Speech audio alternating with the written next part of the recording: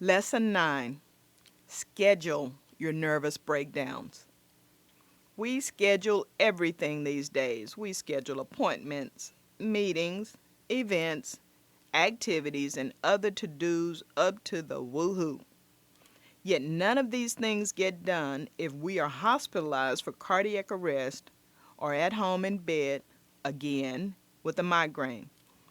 To keep the human body running in tip-top condition, I recommend scheduling some me time at regular intervals. A woman's last nerve is fragile and highly flammable. Do not let your family or your job get anywhere near it. Besides taking mental health vacations, it's also important to practice selective amnesia and alter your daily routine with a pinch of variety. Avoid emotional miscarriages. The human body is a remarkable machine. It can survive for weeks on water alone. It can heal broken hearts without antibiotics and, during a crisis, keep functioning with no food for weeks. But why test your body's limits? The machine works and lasts longer if you give it nutritious food, proper medical care, exercise, and the most important fuel of all, rest. Don't ignore the yellow lights on the dashboard of your life.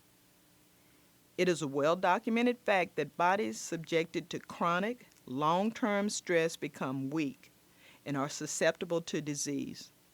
Some symptoms of poor physical and emotional health are very obvious, like chest pain or panic attacks.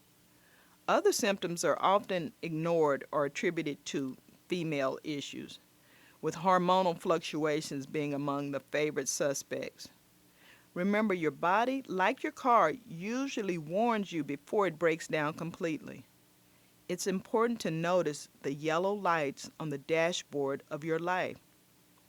Subtle signs of pending physical or emotional illness include insomnia, hair loss, lack of energy, irritability with everything and everyone, feelings of hopelessness, body aches unrelated to activity, constant worry, anxiety, skin rashes, suicidal thoughts, loss of interest in your social life, hallucinations, loss of interest in sex, assuming you were interested before, eating too much or too little, excessive drinking of alcoholic beverages, difficulty concentrating, short-term depression of a few weeks or months, particularly following the loss of a loved one or job, is normal.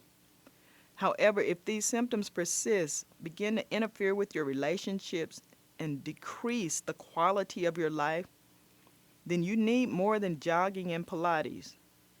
Visit mayoclinic.com and read the article on generalized anxiety disorder for helpful information. Remember, your mental health is intimately related to your physical health. It's critical to change your lifestyle and consult a healthcare professional when you begin to suffer from the spiritual anorexia that usually precedes self-destruction. Yes, women self-destruct. We plant landmines in our minds every time someone hurts us. During those unplanned trips down memory lane, we sometimes forget where we buried the bombs. You don't have to live life so dangerously. In the words of someone smarter than me, don't go there. Where should you go? Try these rejuvenating activities. 1. Go to bed and sleep 7 to 8 hours, even if you need a prescribed sleep aid for a short term. Your insomnia may be related to negative changes in your body chemistry. Your physician should advise you in this area. Your body repairs and rejuvenates while you're asleep. If you're not getting enough rest, you are really asking for trouble. If you're the type to lose track of time, put bedtime in your smartphone. Set the alarm. When it goes off, stop what you're doing and go nighty-night like a third grader. Not many third graders have high stress-related blood pressure. 2. Go on a vacation. Plan it in advance. Try to take at least 2 a year, one with the girls and one with your family. If that's not an option, as discussed earlier, go alone. A whopping 30% of employees forego their vacation days. That hasn't prevented one person from being downsized. You are dispensable. If we can replace the President of the United States, you can be replaced also. Some major employers now require their employees to take their vacations because rested employees tend to be healthier and more creative. Ever notice how you're bursting with ideas after a vacation or a good night's sleep? That's no coincidence. That's a resuscitated mind. 3. Go to the spa or any place where you can get a little pampering. If you can afford it, especially with a coupon, do the whole spa day, including lunch. If not, get a spa pedicure for less than the cost of a skinny cocktail and nice meal. Don't take your tablet. Don't check your email or update your status. Breathe in the lavender scents. Listen to the waterfall and soothing music. Or do nothing for 1 hour. Consider it a mini vacation. 4. Go out. Leave the house, leave the television, leave the internet. If you don't have friends, make some.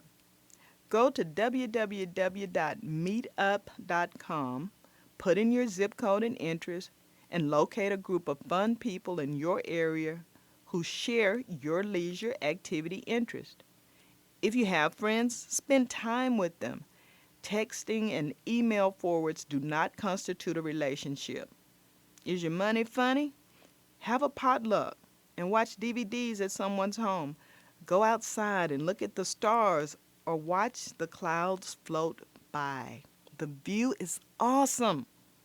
Occasionally, shift your focus from collecting material things to collecting memories. When you breathe your last breath, memories are all you take away, and that's really all you leave behind.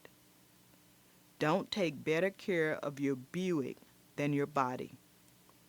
Successful women, those who dance the career calypso and survive to the next round, are the ones who strive for a balanced life.